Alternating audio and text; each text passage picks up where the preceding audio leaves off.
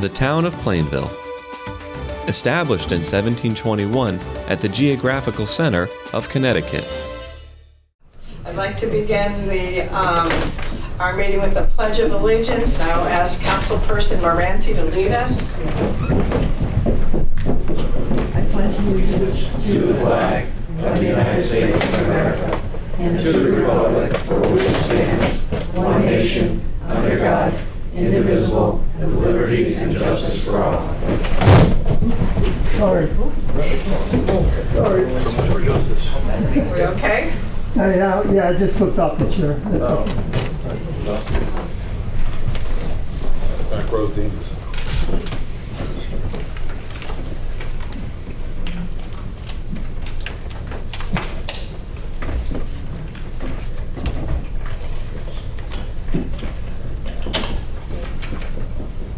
Okay. We do not have any presentations this evening, so we will move on to item number 2. We have a public hearing, and I will ask our town clerk to please read the notice of the public hearing. Notice is hereby given. The Plainville Town Council will hold public hearings at 7 p.m. on Monday, May 16th, 2022, in the council chambers of the Municipal Center, 1 Central Square, in Plainville, to hear public comments regarding use of coronavirus, state and local fiscal recovery funds associated with the American Rescue Plan Act for the following projects. A, fiber project estimated cost, $500,000. Cindy, is your mic on? Mm-hmm. Oh, it is, okay. Mm-hmm. It's just a little faint up here. Thank you. Okay. B, Mountain View Pump Station, Thanks. Estimated cost, $87,000. C, West Cemetery expansion, estimated cost $22,500, dated at Plainville, Connecticut, this 12th day of May, 2022. Thank you very much. Okay, so we have a few items, all of which has to do with the coronavirus ARPA funding that the town has received. I'm just going to ask Robert if you wouldn't mind doing a very brief, quick overview of each one of those items, please. Yes, the town council earlier this year presented a list of potential projects that ARPA monies could be used for, and the decision was made that as these projects become viable or ready to move forward, that we would have separate public hearings on them going, where the public could speak to the individual projects rather than all of them at once. So this evening, we're seeking the town council's approval for reimbursing the Mountain View Pump Station upgrade, which would be reimbursing the water pollution control budget for $87,000. It's an eligible cost under ARPA, and it's actually already been completed, so it would be a credit to the sewer fund. The $500,000 for the fiber project that's been, that would go back into the capital improvement fund. That that's about a $700,000 project that's due to be completed and up and running by we were saying the end of this month, so it's only 2 weeks away. And so we feel that reimbursing the town for the monies that were spent in that would help with future capital projects going forward. The last one being the West Cemetery expansion and tree removal. This is something that has been a goal of the Cemetery Association for many years, to be able to clear some land to provide for expansion of the cemetery for 30, 40, 50 years going forward. So it's a relatively small amount of money, but they felt that this small contribution from ARPA would go a long ways towards setting the town. It's town-owned property, would set the town up for not having to worry about that for a significant period of time. Okay, thank you very much. Okay, those are the items that we're going to be having our public hearing on. If anybody wishes to speak to these items, would you please step to the podium, state your name and address, and I will open the public hearing at this time. Does anybody wish to speak to the public hearing on any or all of those projects that were explained? Mr. Kislick.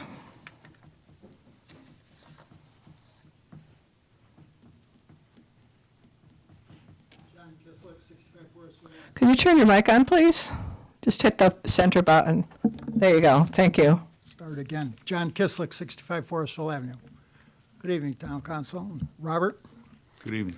I'm going to stay on topic, but stretch the topic a little bit. Back when you approved $300,000 for the chiller at Toflon, I was on the building committee. I don't remember if that was a brand-new chiller that we installed in the system or not, but whatever. I guess it's been quite a few years, so it'll probably be more efficient to put in a new chiller, so I don't have any problem. And the three today, I see no problem with them at all, especially reimbursements. I mean, that's a given. I mean, that's great that we can get that. But where I'm going to stretch it, I know I missed out on the opportunity to make suggestions, but I don't know how much money is left or if it can be used for the project I'm thinking about.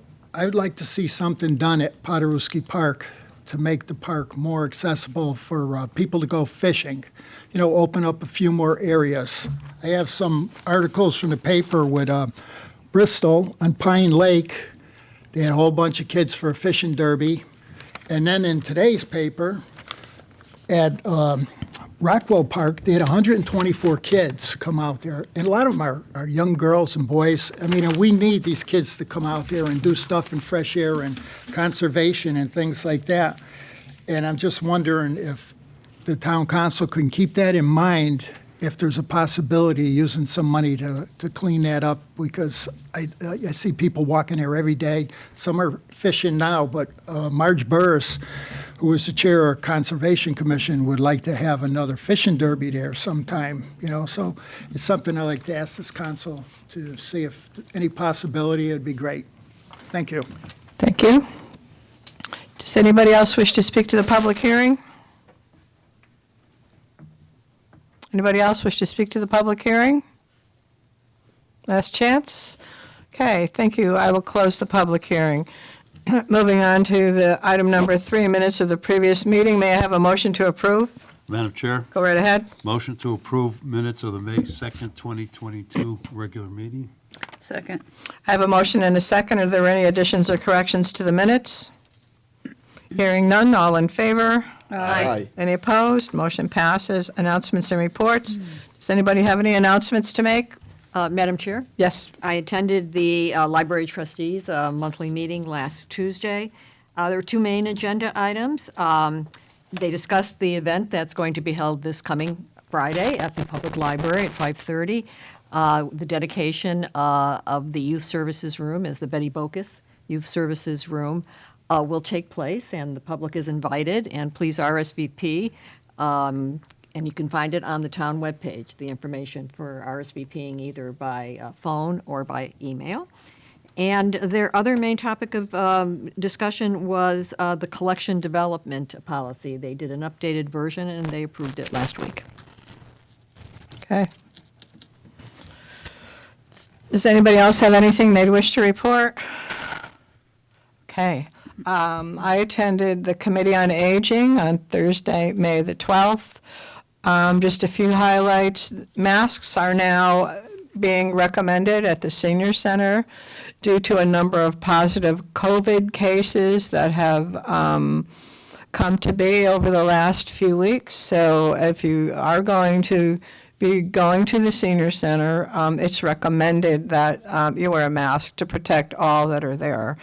So that, not unlike a lot of the other, lots of communities have increased COVID positive rates, but the seniors are trying to protect each other and take care of themselves. So that is something that I think was wisely decided. They also announced that they have a new dial-a-ride driver who began on Monday, May 9th. His name is Ralph Leonard, and he's going to be taking over for the dial-a-ride gentleman that that probably retired a few weeks ago. So Ralph will be beginning and taking on those duties. There will be a dental clinic that will be on June 29th and June 30th. Please call the Senior Center if you're interested in participating in that. There will be COVID vaccination clinics coming up in June 20th, I believe, is going to be another one from 10 to 3:45. They had one on May 9th where 98 people participated. So they're moving along with lots of things. They also reminded folks that the Housing Authority opens up its wait list June 7th through 9th, from 10 a.m. to 2 p.m. Folks are interested in applying, they can take care of that with the Housing Authority. A couple of things that are coming up. They're having a United Way Health Fair June the 7th. Healthy Bodies, Healthy Minds series begins June 23rd with their resident nurse, Karen Tagliaro. That will be going on for 6 weeks. August 25th and 26th will be a tag sale and used jewelry sale. And on November 5th, they will have their annual craft fair. So the senior center is back in full swing and getting their programming done with caution and care, but they're continuing on their way. So they're a pretty busy group of people. I also attended the Board of Education meeting on May 9th. And at that meeting, the board recognized the valedictorian and salutatorian for this graduating class. They also recognized the top 10% students of the class. And there were 2 other special CABE awards that were also presented. So they, this time of the year, the board is very busy with a number of activities related to graduations and special events at all the schools. So they're kept pretty busy. One other item that I found pretty interesting, and I'm sure you'll be fascinated as I was, is that the school is going to do some major renovation to their learning commons that was typically their library. And they've engaged somebody to reconfigure the space. They will be buying new furniture for that. So it's been a long time since that space has been looked at, and furniture that was in there is no longer kind of adaptable to what they planned for their programming. So they're going to be doing some improvements over there. And the last item that was discussed by the board is using their funding that they have. They're going to redo the Linden Street School Playscape. At Linden, they're taking advantage of some ESSER funding to move toward a more equitable recess experience as compared to Wheeler and Toflon. Wheeler and Toflon schools have been renovated long since Linden Street, so they're trying to make sure that all the schools have similar equipment and experiences for the students. The Playscape at Linden is small and provides little choice. And so what they're going to be doing is looking at a variety of playscapes and different recreational activities for the children so that they can have at recess and other times time to, new things to do. They're also constructing a Gaga pit. I did not know what that was, so I had to look it up when I got home. And a Gaga pit is a new, it's not really equipment, but it's a new space for children to participate outside. And I'm aware of this because my grandchildren go to school in another town and they have a Gaga pit. And I said, what is that? Well, it's an enclosed space and they take a ball inside the space and they can kick the ball and there's rules and there's all kinds of things that go on. And the space is about maybe a 2-foot wall in a circular fashion, and the children go in there and there's games and rules and all kinds of things. So they are going to have a Gaga pit. And maybe the other schools will get one too, I don't know. At the end of the day, it depends on how things go. So they are doing some interesting things over there with some of the funding that they have available. And that was it for my Board of Ed report. So if there are no other reports tonight, we'll move on to the next item of business, appointments and resignations. We do have some resignations actually tonight, so I'll ask for that first. Madam Chair, Go ahead. motion to remove probationary firefighter Gilbert Aguilera from the roles of the Plainville Fire Department. Second. I have a motion and a second. All those in favor? Aye. Any opposed? Okay.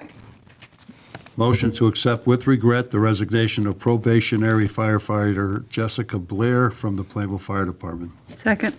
I have a motion and a second. Any discussion? All those in favor? Aye. Any opposed? Thank Madam you. Chair, motion to accept with regret the resignation of probationary firefighter Krista Camacho from the Plainville Fire Department. Second. I have a motion and a second. Any discussion? All those in favor? Aye. Any opposed? Thank you. Motion to accept with regret the resignation of probationary firefighter Jason Roman from the Plainville Fire Department. Second. I have a motion and a second. Any discussion? All those in favor? Aye. Any opposed? And last but not least, motion to accept with regret the resignation of probationary firefighter Robert Schneider from the Plainville Fire Department. Second. I have a motion and a second. Any discussion? All those in favor? Aye. Any opposed? Thank you. Motion passes. Do we have any other appointments or reappointments tonight to any of the boards and commissions? Okay, moving along. Board of Education. Do we have a report tonight? Thank you.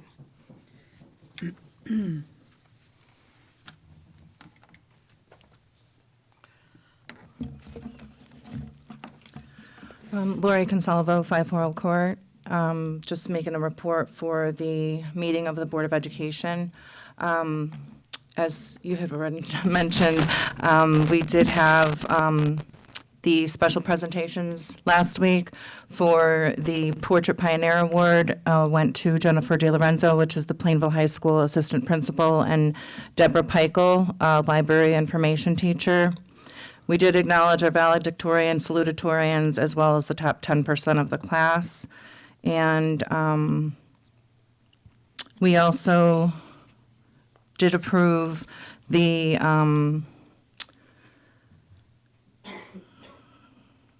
sorry, just one moment. We approved the bid waiver for the Linden Street pool, school play escape and the Gaga Pit, which you were talking about. We also approved the Vex Robotics side letter agreement, as well as the resignation for Christopher Farrell. That's effective June 30th, 2022. And let's see, we had, the PHS had their spring concert on May 12th. We had the May 17th, we have the Honor Society ceremonies. Junior and senior proms will be held on May 21st. Senior class night is May 25th. Super senior banquet is May 26th at the AquaTurf at 7 p.m. And then the seniors are looking forward to their senior class picnic, which is May 27th. They are also having a Night of Excellence on June 2nd, as well as the adult education graduation is on June 7th, and last day of school will be June 17th. Graduation is June 10th at 7 p.m. at the field. And our next Board of Ed meeting is going to be on June 13th at 7. And that's pretty much about it, unless you have any questions. Any questions for Chairperson? Salvo? No? No questions? Okay, thanks so much. Thank you. I appreciate it. Okay. Okay. Report of the town attorney. Do we have a report tonight? Good evening, Madam Chair, Council. I do not have a report for tonight. Okay, thank you for being with us. All right. Report of the town manager, Mr. Lee. Thank you very much. The first item I have is 2 staff appointments. This evening, I would like to introduce 2 new employees that have been appointed to key positions in Plainville. The first person is Sneha Leroux, has been appointed to Youth Services Director, replacing Roberta Brown, who recently retired after 40 years of service. Sneha comes to Plainville from the town of Coventry, where she served as their Youth Services Coordinator. She had previously worked in the town of Wallingford as well, where she currently resides, and she began a position on May 2nd. Sneha, I don't know if you want to come up and say a few words and introduce yourself to the town council. She's got a lot of enthusiasm, so. Good evening, Council. As Robert mentioned, my name is Sneha Leroux. Since obtaining my bachelor's degree in social work, I've been in the municipal field working for youth services departments. I also have experience working in nonprofit substance abuse agencies. I have my master's degree in social work, and I'm currently going or appointed to go for my licensing test at the end of June. So I'm really excited to bring that step to the Youth Services Department as well. As Robert also has mentioned, I live in Wallingford, so I'm not that far. Roberta, I was very fortunate to have a week overlap with Roberta. So she really set me up to hit the ground running and set me up for success. As I've mentioned, I've been here for about 2 weeks now, and I've met a lot of the key players here in town and attended a lot of the coalition meetings, the support team meetings, and I'm really excited to be here. So thank you. Great. Well, thank you very much for joining us in Plainville. That's Youth Services is a very it's a very important position that deals with the schools, with the police department, with lots of community outreach to young people. So we do welcome you with open arms, and Roberta Brown did a great job for a great many years, and so we're happy to have you on board. So thanks for coming tonight and introducing yourself. The second person is Mike Ferrara, who's been appointed as the Superintendent of Roadways, replacing Don Moschini, who I guess recently retired after 23 years of service. Mike has worked for Plainville for several years and has served as the foreman in roadways before being elevated to the superintendent's position, and Mike lives in Southington. So Mike, if you want to step forward, I know some council members know you as well, but if you could just introduce yourself and people can put a face to a name here. Good evening, Council. My name is Mike Farrar. I am the newly appointed roadways superintendent. A year and a half prior to that, I was the roadways foreman. I've been with the department for 9 years now. I'm happy to be here. I do live right over the line in Southington. I'm 10 minutes at any time. I'm always available by email and phone. I enjoy my job here. I look forward to working with you guys in the future. And if you have any questions, I'm more than willing to answer. Great, Mike. Well, we know nobody replaces Dominic. I mean, Big shoes to fill. Big shoes to fill. indeed, but we're very happy that you stepped up. That is, again, another extraordinarily important job that that's very visible, that people, they want their leaves picked up, they want the snow plowed, they want the roads done, and we do too. And we do appreciate your leadership and your willingness to step up and take on that challenge. So thanks again, Mike, and congratulations. Thank you very much. Okay, great. Mike is, he was in charge of the department through the winter months, which went very smoothly. And I can tell you that whenever I called him, he's responded and gotten things done relatively quickly, or as quickly they can be done. And he has big shoes to fill, but Dom has been an example for him, so that helps as well. So. Okay. Next item I have is charter revision discussion. The town council has expressed interest in forming a charter revision commission to consider several aspects of the document, including the residency requirement for the town manager position. Included in the information package for this evening's meeting is a paper entitled Steps Regarding Charter Revision. Charter revision is initiated by 2/3 vote of the entire membership of the town council. I'll just summarize a couple of items in it. Within 30 days of this vote, the council must appoint a charter revision commission consisting of 5 to 15 members, not more than 1/3 of whom may hold other public office, and not more than a bare majority of whom shall be members of any one political party. The appointments must also be approved by 2/3 vote of the entire membership.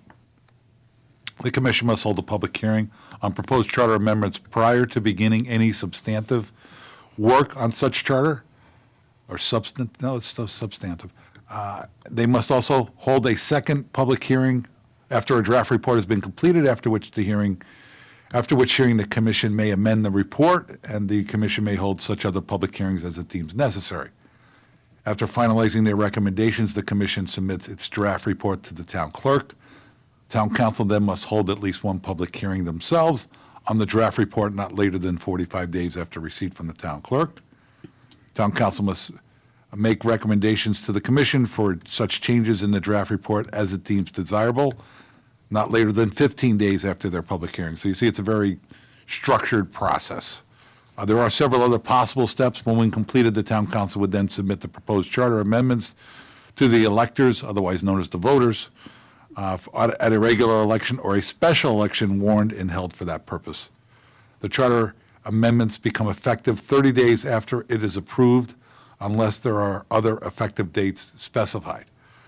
When the town council forms a charter revision commission, they must prescribe a date not later than 16 months from appointment by which the commission must submit its report. So just kind of setting the table as far as the process is concerned, and Right. not looking for any action this evening, but certainly maybe perhaps some discussion from the council. Sure. Well, the council has informally talked about establishing a charter revision commission for, there are some items that we are interested in having a commission look at. And so I would ask the council, if you're still interested in having this take place, should we ask the town manager to, I'm just going back to the first, included, okay, so we need to have an appointment of the commission consisting of 5 to 15 members. So if we're interested in doing this, what's the pulse of the council in getting it done or starting the process in June, so that we have, if we establish a commission and the number of people that are going to be on it, then we can work on some of these things over the summer to get members and then actually get it started. So is everybody here interested in doing something at our next meeting in June to get this started and then move forward to appoint some folks? Yes.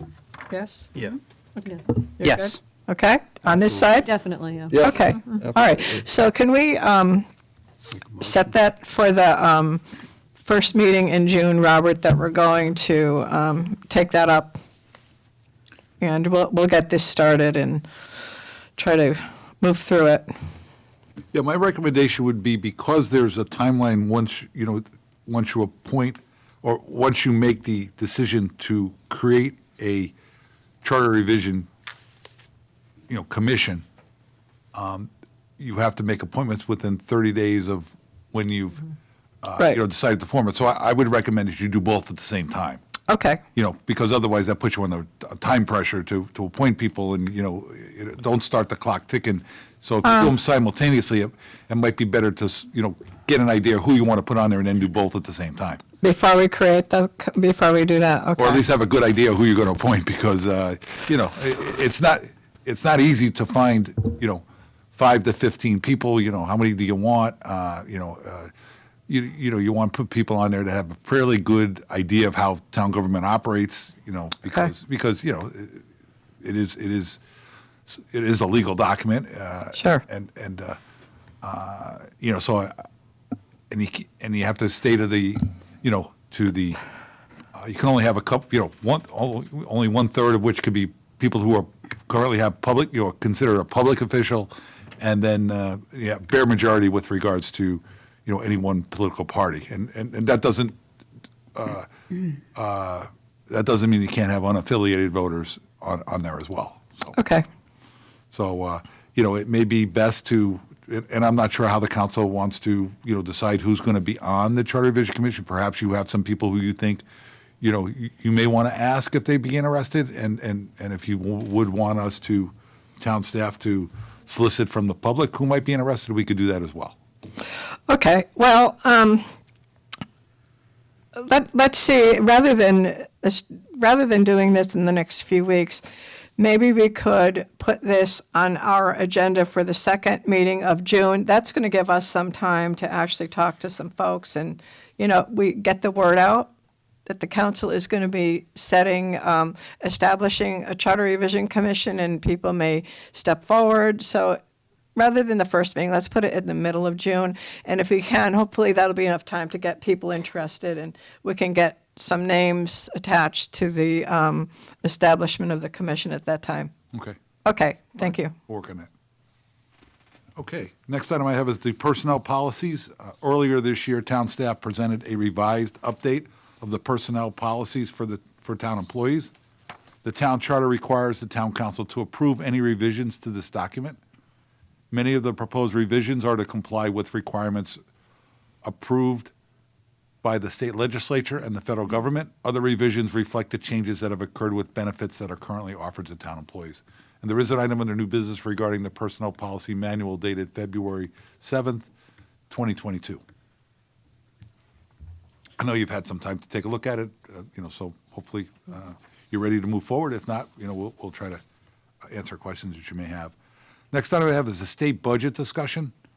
After the town council finalized their recommended expenditure budget and sent it to the all-day vote, the calculated mill rate at that time was 30.77 mils. This was a decrease of 3.79 mils, or minus 11%. The reduction was mainly due to revaluation and the resulting significant increase in property values. The state budget has now been finalized, and as a result, the governor's recommendation for municipal aid has decreased by almost $600,000 to the town of Plainville. The reduction was primarily caused by the changes made to the governor's proposal to cap the motor vehicle taxes at 29 mils. The legislature increased the base number from 29 mils to 32.46. That in turn reduced the reimbursement from the state to Plainville from $960,000 to $362,000. As a result, the calculated mill rate now stands at 31.14, which is a reduction of minus 3.42 mils, or minus 10%. Town staff has also provided information regarding the unassigned fund balance with a projection through the end of next fiscal year, which is June 30th, 2023. It should be noted that approximately $1.4 million has already been earmarked from the unassigned fund balance to help balance the mill rate for next year. This was directed to the general fund, $624,000, the capital improvement fund, $555,000, and the unanticipated increase in the state partnership plan, health plan, $196,000. Finally, it is now anticipated that the AmeriCorps project will be completed but not operational on October 1st. The net result is that the expected increase in revenue solely because of this project will be approximately $500,000. Recognizing, of course, that that increase would not be seen in taxes until fiscal year 24, because the grand list of October 1st is used as a basis for taxes on the following fiscal year. There is an item under new business should the town council decide to set the mill rate this evening. Next item I have is the appointment of an auditor. Connecticut municipalities are required to notify the State Office of Policy and Management by June 1st of the firm that will be performing the town audit for fiscal year 22, and we need to do that by June 1st.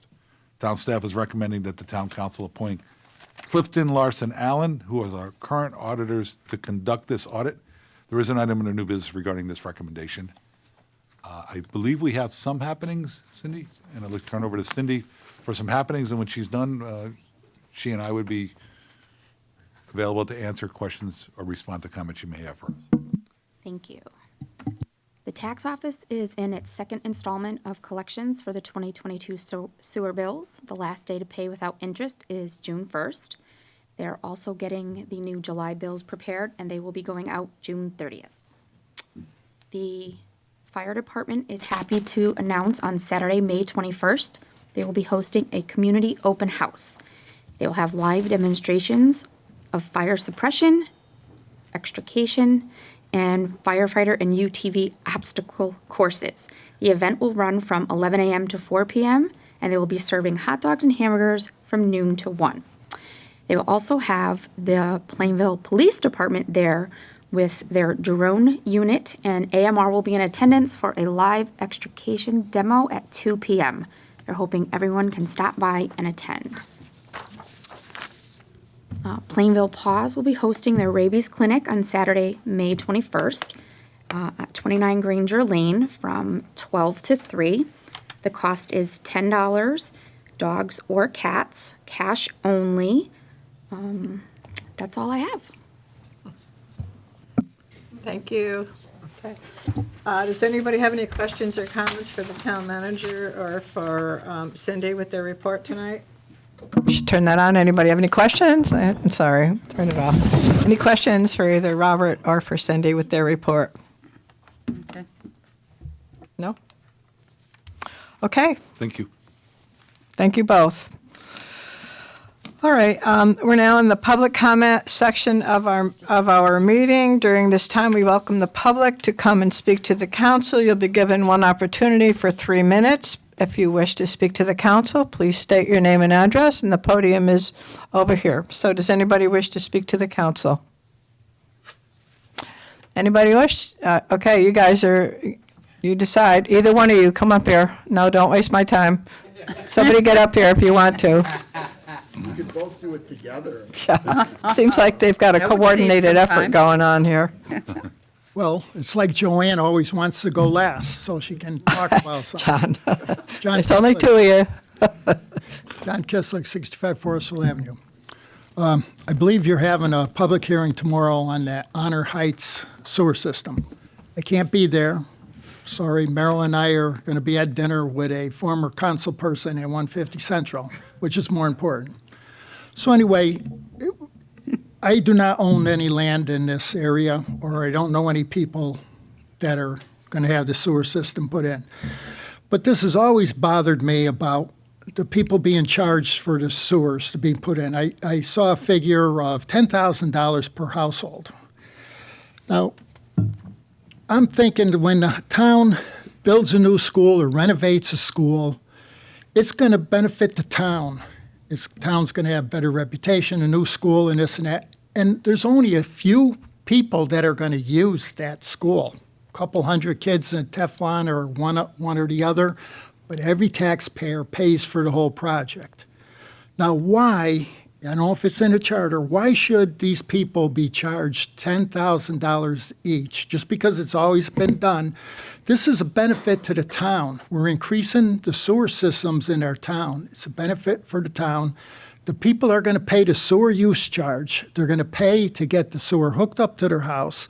Then their value of their house is probably going to increase because they have sanitary sewers, and they're going to get hit with taxes that way. This is just the way I think for people in fairness. It's the way I am. That's the way I've always been. And it's probably a charter thing, but I like to see that changed. I mean, $10,000 now for some people, maybe somebody like me, it wouldn't be a problem, but some of these people are struggling, and that's an awful lot of money. So I'd like to see if the town council could do something, maybe a charter amendment and a charter revision. It's not a charter issue, man. It's not a charter issue. It's not a charter issue. Okay, that's good. Okay. I'm glad I thought it might be a It's not. charter issue. It's not. But that's something I think the town should consider, because I think the town benefits more than anybody, basically, as reputation for your town being more with complete sanitary sewers. Thank you for your time. Thank you. Does anybody else wish to speak? Mr. Frangos in the back row. What a surprise.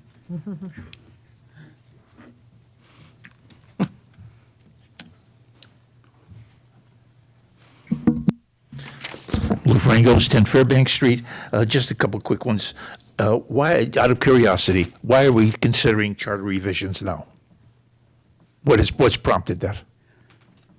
Say that again. Why are we considering You're talking about revising the town. the charter? Yeah. Oh. What is Yes. there? Something has to prompt it to all of a sudden say we have to revise it. You just don't.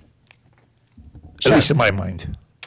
Yeah, there are some sections in the charter that the council has been considering lately, and some which also affects the town functioning.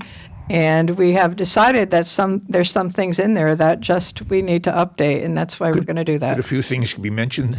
Or I'm is that- sorry? Could a few things be mentioned now, or just? Sure, I can tell you what it is, but one of them is the residency requirement for a town manager. There's no residency requirement for a police chief or for a superintendent of schools. Okay. So that's one thing we'd like to look at. Fine. And if there are other things that, once a commission is appointed, they can delve into the entire charter and look at things that the commission might think need updating or something of that nature. So that's one item that we think needs to be looked at. We can suggest, but we can't tell the commission what to do, and they will I'm ruminate sure. about that. So- I just found that, the charter's been used, the existing charter's been used, and all of a sudden you hear revision. Sure. And when you hear, in my mind, why revision now? Yep. But You got it. The second thing is, and help me with this one, we're talking about the auditor. Is this the same group that checks our budget every year? The only question, and this is, I want to make sure this is not a challenge. This is just a curiosity thing from me. One of the things that would kind of strikes my mind, Lewis being Lewis, is you have the same group looking at the budget every year. So wouldn't it be wise at times to have another group come in and look?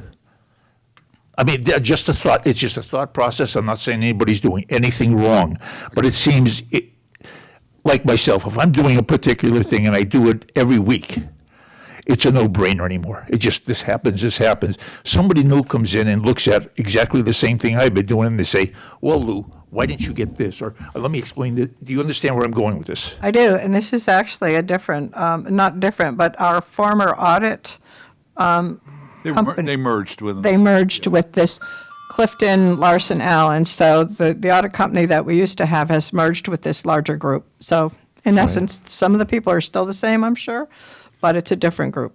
Okay. No, I'm not saying anything is wrong. No, understood. Okay. Thank you for your time. Thank you. Does anybody else wish to speak to the council that has not done so?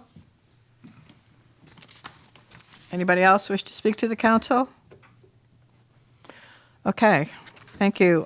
Thank you for your comments. I will close that section and move on to our new business. There is no old business on our agenda tonight.